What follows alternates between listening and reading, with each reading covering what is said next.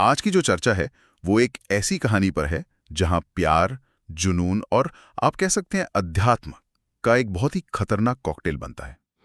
हमारे पास जो स्रोत हैं वो एक ऐसे लड़के की कहानी बताते हैं जिसने अपना प्यार वापस पाने के लिए एक शॉर्टकट लेना चाहा, एक ऐसा रास्ता पकड़ा जिसके बारे में उसे कुछ भी नहीं पता था। और उस रास्ते का अंत इतना भयानक हुआ जिसकी कोई कल्पना भी नहीं कर सकता। बिल्कुल। तो चलिए इस कहानी की परतों को खोलते हैं। ये कहानी शुरू होती है एक आम सी लगने वाली प्रेम कहानी से, लेकिन इसकी जड़ें बहुत गहरी हैं। अच्छा। हाँ, हमारे स्रोतों में अप्सरा, यक्षिणी, कर्ण पिशाचिनी जैसी कई सिद्धियों का जिक्र मिलता है। ये वो साधनाएं हैं जो इंसान को अलौकिक शक्तियां देने का वादा करती हैं। लेकिन हर जगह एक चेतावनी साफ साफ लिखी है कि गुरु के बिना नहीं करना है। बिल्कुल। इन रास्तों पर बिना गुरु के एक कदम भी रखना खुद को आग में झोंकने जैसा है। और इस कहानी का जो नायक है अंकुर, वो ठीक यही गलती कर बैठता है। हाँ, अंकुर कहानी का मुख्य पात्र, गांव का एक सीधा साधा लड़का जो मुंबई आता है, एक अमीर सेठ के यहाँ ड्राइवर की नौकरी करता है और उसे अपने मालिक की बेटी खुशी से प्यार हो जाता है। सुनने में तो ये किसी फिल्म की कहानी लगती है। बिल्कुल, लेकिन यहीं पर कहानी का मनोवैज्ञानिक पहलू सामने आता है। शोध में अंकुर के किरदार के लिए एक बहुत ही दिलचस्प शब्द इस्तेमाल किया गया है, अधूरा मर्द। अधूरा मर्द, इसका क्या मतलब है? इसका मतलब सिर्फ शारीरिक नहीं है। इसका मतलब है एक ऐसा इंसान जो अंदर से खोखला है, जिसमें आत्मविश्वास की भारी कमी है। अच्छा। और जिसे पहले भी प्यार में धोखा मिल चुका है। उसकी जो असुरक्षा थी वही उसकी सबसे बड़ी दुश्मन थी। और इसी अधूरे मर्द की जिंदगी में आती है खुशी। हाँ, वो कैसी लड़की थी? खुशी अंकुर से एकदम उलट थी। मुंबई की मॉडर्न, बिंदास, बेबाक लड़की। उसे जिंदगी जीना आता था, वो लोगों से खुलकर बात करती थी। अंकुर, जो हमेशा से दब्बू और चुप रहने वाला था, उसके लिए खुशी की ये पर्सनैलिटी एक चुंबक की तरह थी। तो वो बस उसे दूर से देखता था? हाँ, वो बस उसे एक कार के शीशे से देखता रहता था, उसकी बातों को सुनता रहता था। पर ये थोड़ा अजीब नहीं लगता? खुशी जैसी लड़की, जिसे शायद लड़कों की कोई कमी नहीं होगी, वो अंकुर जैसे सीधे साधे थोड़े दब्बू लड़के की तरफ क्यों आकर्षित हुई? ये एक बहुत अच्छा सवाल है। स्रोत में इसे ममता का नाम दिया गया है, लेकिन मुझे लगता है ये उससे ज्यादा गहरा है। मतलब? ये शायद एक प्रोजेक्ट की तरह था।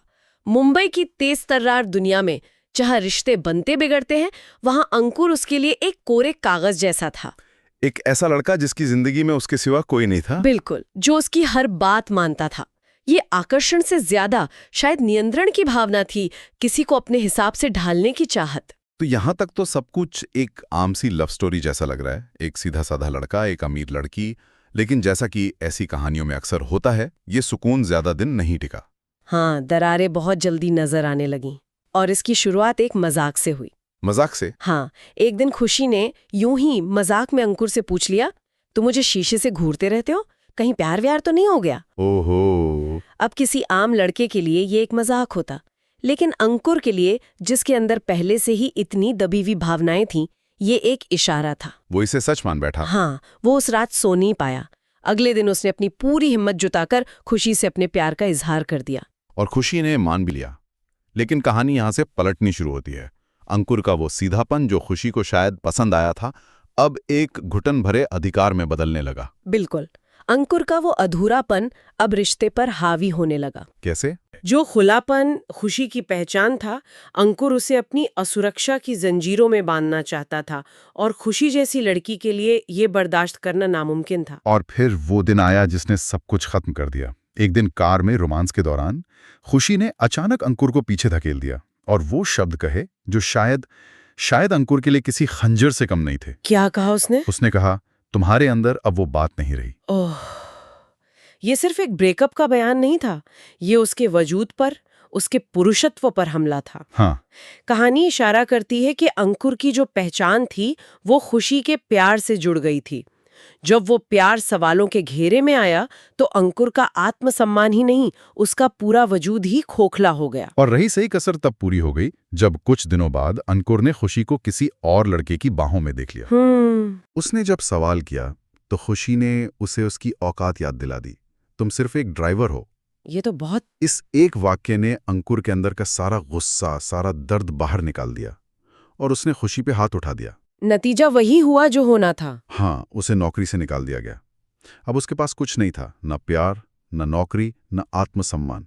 वो टूटा हुआ इंसान वापस अपने गांव लौट गया। और यहाँ से कहानी उस अंधेरे रास्ते की तरफ मुड़ती है जहाँ से वापसी का कोई दरवाजा नहीं था। गांव आकर अंकुर पूरी तरह टूट चुका था। दिन भर शराब पीना और फोन पर यूट्यूब चलाना। और वो क्या देख रहा था? अपने खोए प्यार को कैसे वापस पाएं, वशीकरण के टोटके, प्रेमिका को वश में करने के मंत्र। ये आज के दौर की एक बहुत बड़ी सच्चाई है। खतरनाक ज्ञान का स्रोत अब कोई पुरानी धूल भरी किताब नहीं, बल्कि हमारा फोन है। सही बात है। इंटरनेट के एल्गोरिदम बहुत चालाक होते हैं। वो आपकी हताशा और कमजोरी को पहचान लेते हैं और फिर आपको उसी तरह का कंटेंट दिखाते जाते हैं। तो वो मनोविज्ञान के वीडियो से तंत्र मंत्र पे पहुंच गया। हाँ, कब वो अंधेरे कुएं में उतर गया उसे पता ही नहीं चला। स्क्रॉल करते करते उसकी नजर पड़ी अप्सरा सिद्धि पर। वीडियो में एक तांत्रिक का नंबर था। उसने फोन किया। तांत्रिक ने बताया कि ये 41 दिन की एक साधना है जिससे एक अप्सरा सिद्ध होती है और वो तुम्हारी हर इच्छा पूरी कर सकती है, तुम्हारी प्रेमिका को भी वापस ला सकती है। लेकिन एक शर्त थी। पैसे। हाँ, तांत्रिक की फीस थी 25 से 35 हजार रुपए। और यहीं पर अंकुर ने अपनी जिंदगी की सबसे बड़ी और आखिरी गलती की। उसके पास पैसे नहीं थे। पैसे ना होना समस्या नहीं थी, समस्या थी उसकी सोच।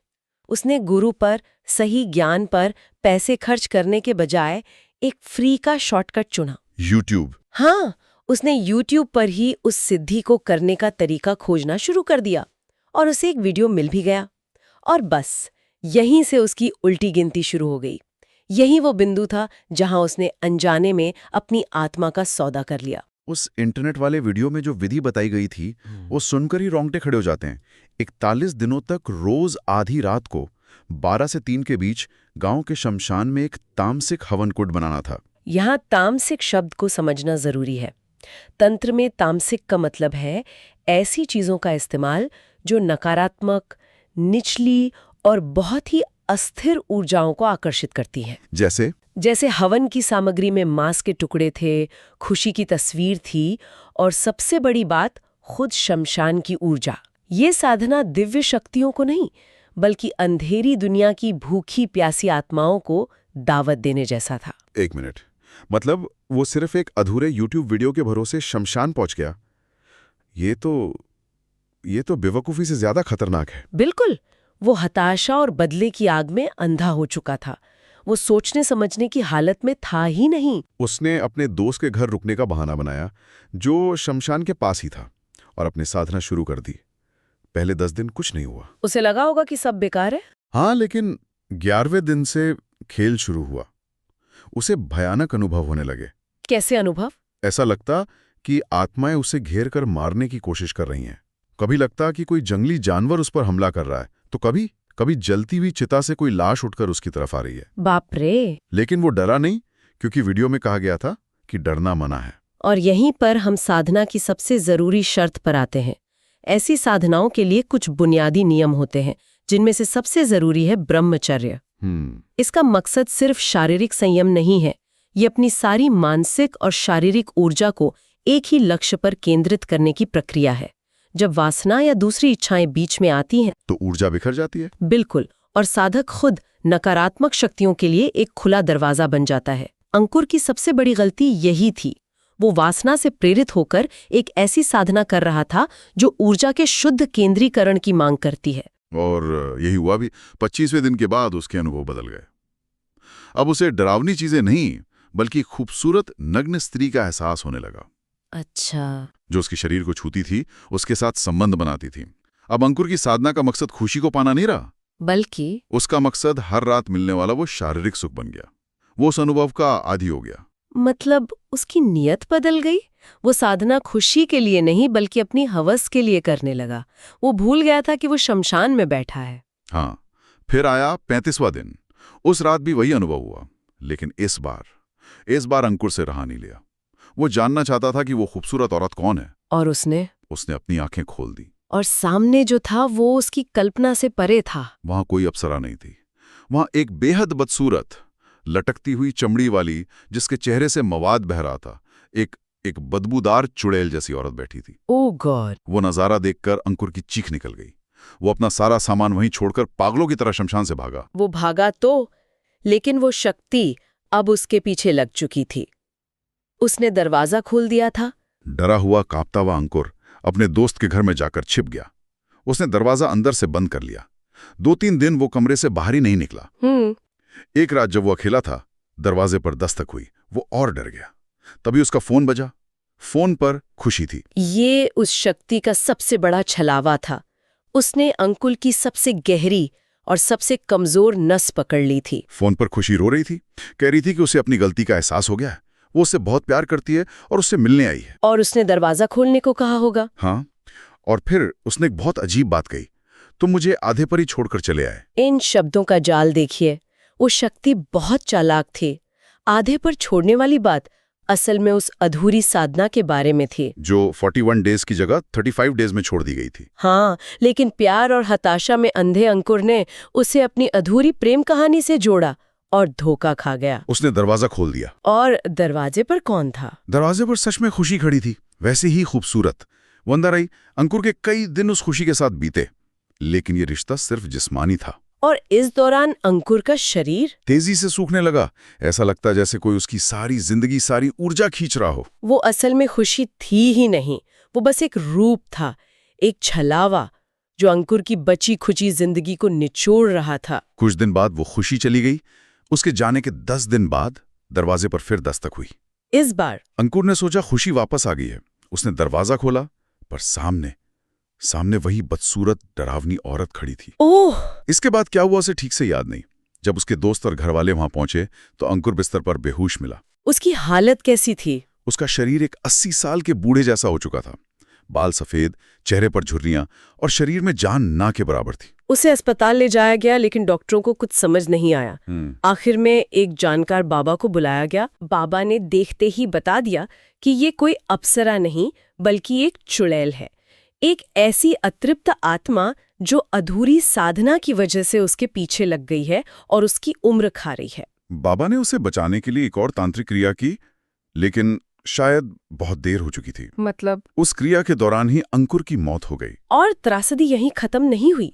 स्रोत बताते हैं कि कुछ ही महीनों के अंदर उसके माँ बाप की भी एक के बाद एक रहस्यमयी तरीके से मौत हो गई। पूरे परिवार खत्म हो गया। हाँ, वो पूरा घर, पूरा परिवार वीरान हो गया। तो ये कहानी एक टूटे हुए दिल, गहरी असुरक्षा और इंटरनेट से मिले आधे अधूरे ज्ञान के एक भयानक अंजाम को दिखाती है। एक गलत फैसले ने, गुरु के बिना एक शक्तिशाली साधना करने की जिद ने न सिर्फ अंकुर बल्कि उसके पूरे परिवार को खत्म कर दिया। इसका मुख्य संदेश बहुत साफ है। आध्यात्मिक या अलौकिक शक्तियां कोई वीडियो गेम नहीं है कि आपने चीट कोड डाला और आपको पावर मिल गई। सही बात है। ये गहरे ज्ञान, अनुशासन, सही नियत और सबसे बढ़कर एक योग्य गुरु के मार्गदर्शन की मांग करती हैं। बिना इनके ये रास्ते आपको कहीं नहीं, सिर्फ विनाश की ओर ले जाते हैं। अंकुर की कहानी इसी लापरवाही का सबसे चरम उदाहरण है। और ये हमें एक अंतिम सवाल पर लाकर छोड़ती है। मतलब, कहानी में तो भूत, प्रेत और बुरी शक्तियों वाली बात है, लेकिन एक पल के लिए अगर हम ये सब हटा दें तो ये कहानी इंसानी जुनून की गहराइयों के बारे में क्या कहती है? किसी दूसरे को पाने की जिद और उस जिद में सही गलत का फर्क भूल जाना किस हद तक इंसान को खुद से ही नष्ट कर सकता है, चाहे इसमें किसी बुरी शक्ति का हाथ हो या ना हो।